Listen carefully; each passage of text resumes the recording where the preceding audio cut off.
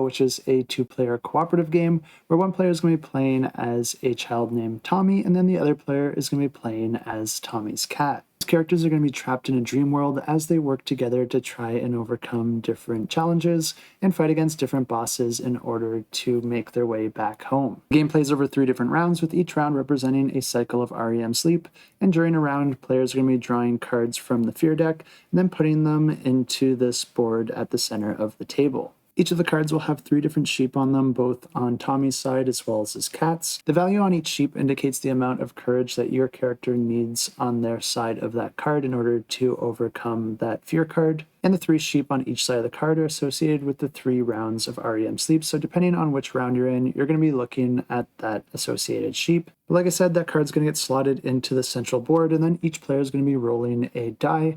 And the value of that die indicates where you'll be able to put your token on the trackers on either side of the board. And these trackers essentially allow you to play cards for free, because each time you play a card, you're going to be moving that tracker down.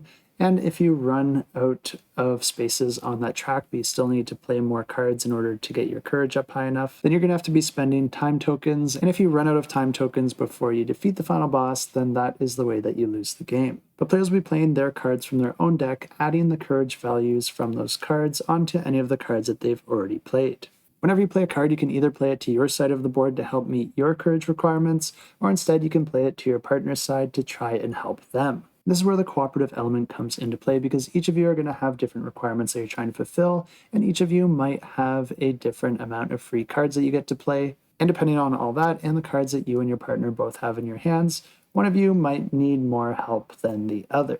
What's neat about this cooperative aspect of the game is that when you play a card to your partner's side of the board, that card actually goes into their discard pile once you defeat that fear card, meaning that the deck you end up with at the end of the game can be very different from the deck that you started with. At the end of each round, players are going to be going up against a more difficult boss, and if you defeat that boss, you're going to be moving into the next round in the game. And if you're able to get through all 3 rounds and then defeat all 3 bosses in each of those rounds, then you win the game. And if you do want to check this one out, I will have it linked down below.